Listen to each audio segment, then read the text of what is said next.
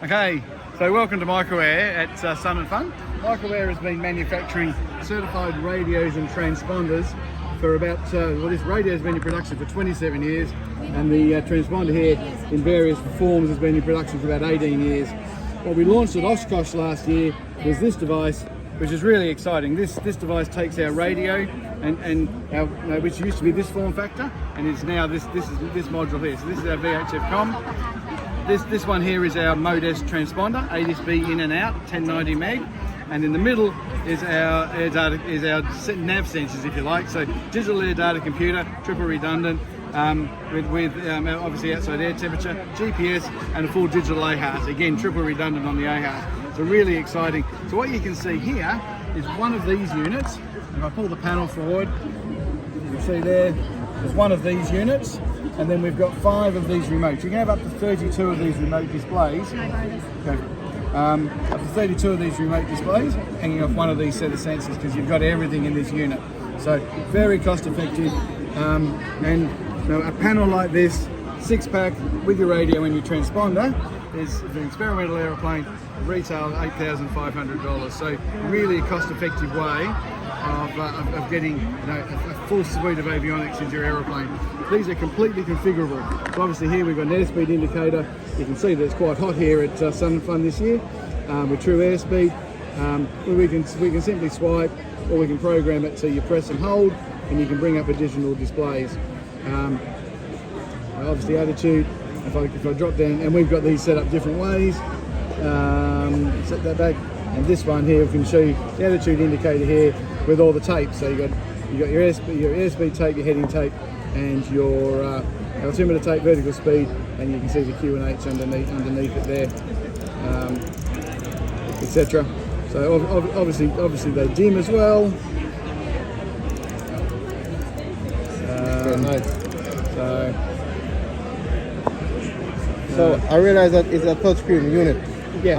But sometimes in turbulence and stuff like that, and can you operate it differently from remote without touchscreen? Exactly. So I don't like the touchscreen in flight. It's a little bit easy to bump around.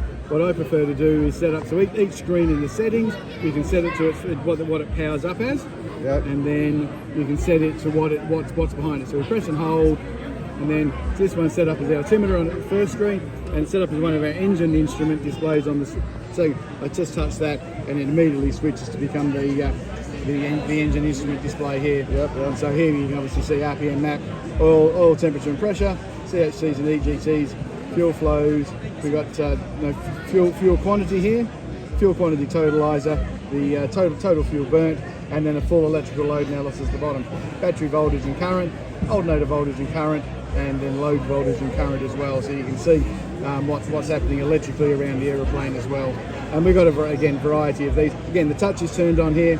You can leave it on in flight, or you can turn it off. But a full range of engine instruments. And our engine monitor, which we'll be launching at Oshkosh, so a sneak preview of our engine monitor that's coming, is that it's a through firewall device. So it actually incorporates a firewall in the middle of it, so that makes it really super easy for an installer to install. So it's watch this space and come and see us at Oshkosh for that. So my question is, all these six packs can be remotely located behind the panel, right? Correct. So you can have. Now I'll just bring that back to its normal display. You can have this, and all of these mounted just with this depth, and then this sensor module with its radio, transponder, and all of its nav sensors can be mounted anywhere else in the aeroplane that's convenient. So the only restriction is, one of the options with this is to have a battery in it, and if the battery is in this unit, it needs to be panel mounted, obviously because it has to drive the display. But if you've got very limited panel space, then you'll install it entirely with these, and you'll mount this somewhere else in the aeroplane. How long the battery lasts for? Battery we say is 90 minutes, but our testing has shown it lasts a lot longer than that. Okay. Yes. And certification for this product is coming out when? So certification for this product, we're working on it right now. We're saying the end of next year, end of 26. Really nice if we can get there by Oshkosh 26. So that's what we're working towards. You have a lot of hours on these flying around worldwide, right? All the instrument system is shipping now. The radio and the transponder, obviously we've got hundreds of thousands of hours on those over here, and the radio and the transponder in this system will be shipping, start shipping this quarter. And then maybe of interest to your viewers is what we call our digital pitot-static probe.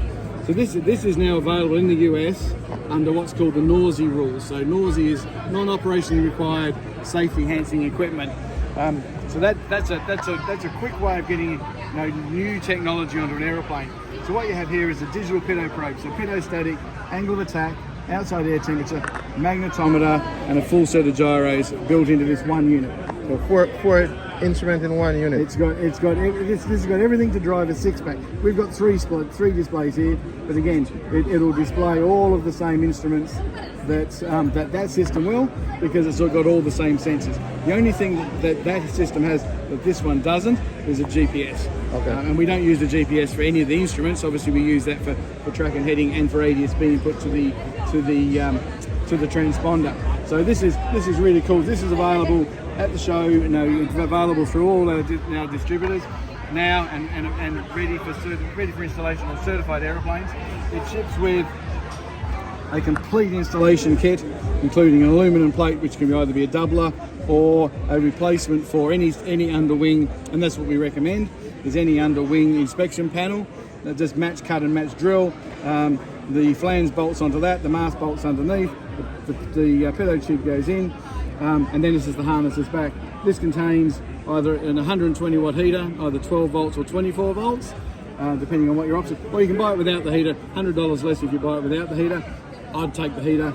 Digitally controlled, not like a normal pitot tube where you turn it on and you can burn it out. This thing heats itself to 40 degrees Celsius, about 110 degrees Fahrenheit, and just stays there. So turn it on and just leave it. You never have to worry about the pitot heat. And then it's a really simple cable. If you've got the heater, there's a second harness, of course, for the heater power. But otherwise, it's a simple harness. And then these are standard 2¼ inch, 3/4 inch mounts.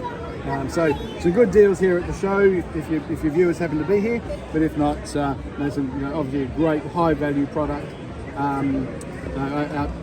For any certified aeroplane, and obviously you can put it on a light sports or experimental as well. Really excited about that, and we got our FAA approval and FAA NORSI approval for that came through just before the show. So really excited about what we've done there.